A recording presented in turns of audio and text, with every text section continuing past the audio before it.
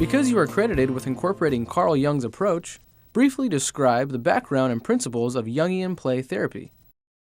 Freud published Interpretations of Dreams in 1900, and this volume really stimulated Jung, and he was working in the Swiss mental hospital, the Berg-Holtzli Institute, which was very famous throughout Europe.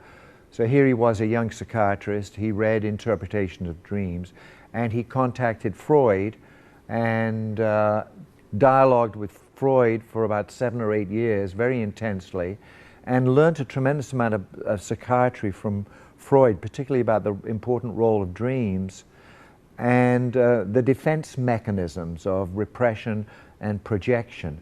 But he found, like, the more he developed his own ideas, he strongly disagreed with Freud around the core drive. So the core drive for Freud was the Oedipal complex and resolving the Oedipal complex.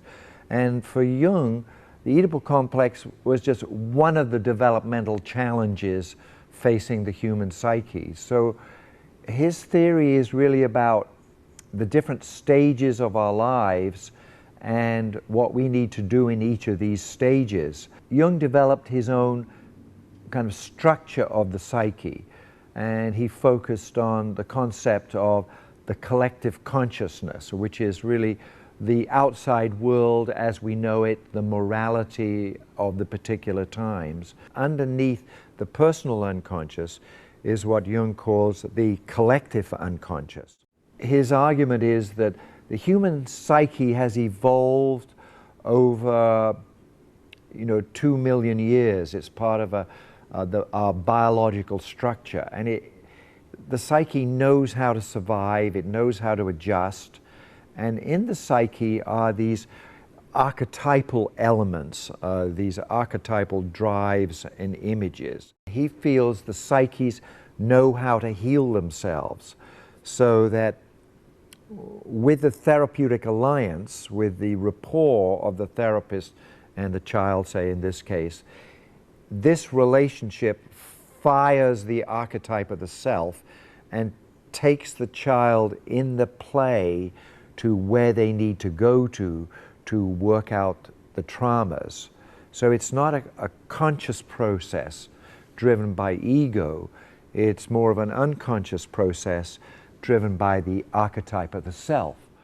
So those are big kind of distinctions really about how Jungians work. It's through the relationship that they're trying to provide space in the playroom for the self to unfold and to direct and lead the therapy where the child needs to go. The Jungian play therapist is interested in observing the play, but trying to understand what emotions are being expressed through the symbols that the child is using. So the toys, what the toys represent for the child. So they're trying to make sense of the play. Another central aspect is that Jung believes that psychotherapy is an existential encounter between two people. So both people are going to change. If the therapy is any good, the therapist is going to change just as much as the child. The argument is that by getting into the role, you can really experience what's going on in the child's psyche and reflect on that. So the last concept really that is critically important to Jungians would be the transference and the countertransference.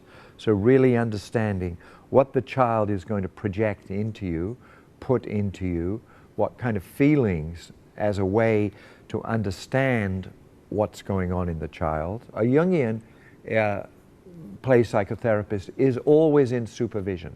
So your whole professional life, you have a group of peers where you talk about your cases, because it's so easy to get tripped up, really, by the problems of the child. Describe the relationship between Jungian play therapy and sand tray therapy. The Jungian play therapist would all have in the playroom a dry sand and a wet sand and miniature toys. So it is part of the practice of the general Jungian play therapist to have the sand tray plus an art table plus kind of some physical woodworking activities or something like that. So the sand tray and the miniature toys are usually always part of a Jungian play therapy room. Now the sand tray movement really originated in England with a Polish-English physician, Margaret Lowenfeld, in the 1920s. Margaret Lowenfeld was a pediatrician, and in her medical practice, she noticed that the mums and the toddlers, when they would come in, the toddlers would like to play with toys. So she started adding toys into her consulting room, and then she read H.G. Wells' book called Floor Games that was written in 1912, where H.G. Wells talked about playing on the floor with his two boys and how they would build these incredible worlds and undersea situations and jungles and cities, and they'd play like this on the floor for like days on end. And Margaret Lowenfeld read about floor games and then developed what she called the world technique. And Jung knew about what Lowenfeld was doing in the 20s. Jung and his wife Emma would take their family into the Swiss Alps in the summertime, and in the same village in the Alps was Dora Kauf, her husband, and her kids.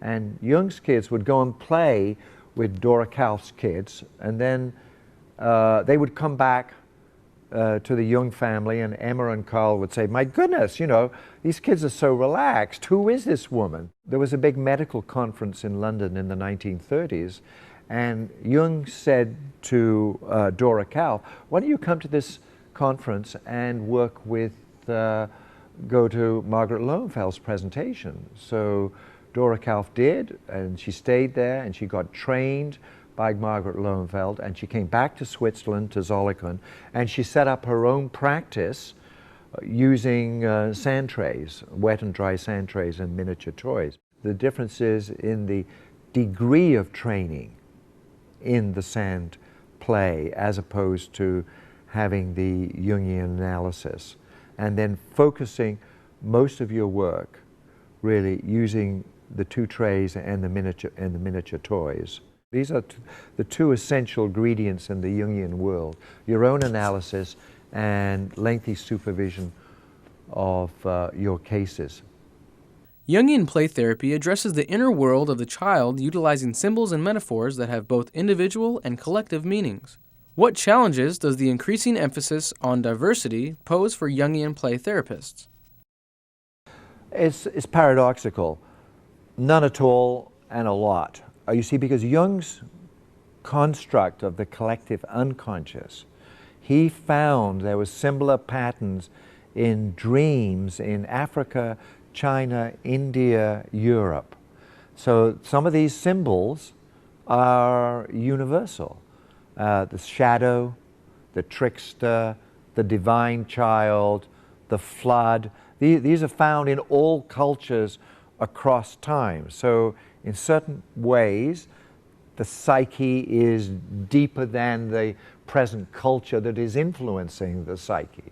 So that's on one level, and on the other level is, yes, you need to know everything you can about the background and the culture of the child and the family that you are working with. Because Jung's emphasis, as I said earlier, is on the central drive in Jungian theory is the drive towards individuation, towards really separation from family of origin, to get your own unique identity so you can relate back into your family as a separated but caring person, but with your own identity not being blocked. With so much emphasis upon behavioral approaches, what is the future of Jungian play therapy?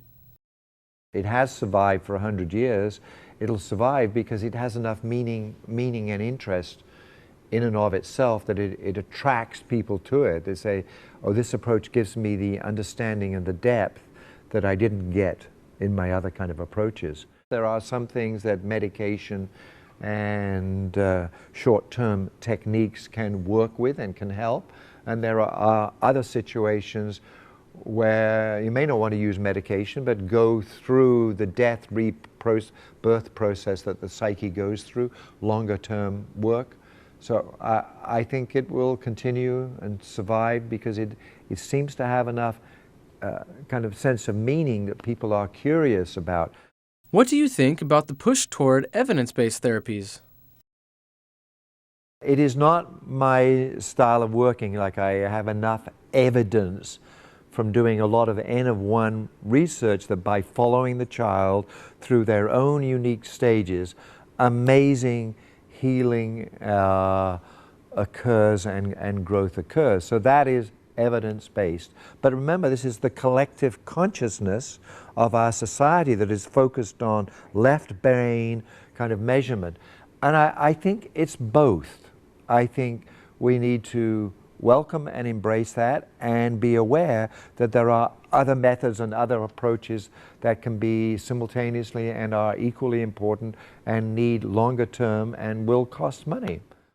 During your 11-year tenure on the APT Board of Directors, what were the major challenges facing the play therapy community?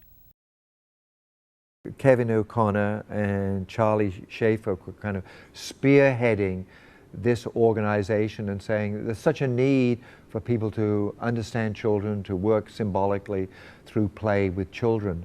So it was a very dynamic time of trying to get an organization, from 24 members to, whatever it is today, 4,000 or 5,000 members. These first 10 years were like very hard work in terms of what are the requirements, what are the training, how do we feel about practice, what do we feel about supervision, how do we get members of this mental health discipline really well enough trained, what are the courses that are essential, how many hours of actual clinical work with children in a therapy room are required, is this like postgraduate, do we train people after their BA or after their master's degree? So the board was actually like a beehive. What metaphor would you use to define the field of play therapy over the past 3 decades? Oh, I would say hatching and growing. I mean, because I think you have really hatched an identity. So APT, the registered part, the supervisory part, has given an identity. This is now a solid identity of play therapists in the mental health disciplines. What should be the major short and long-term focuses of the play therapy community?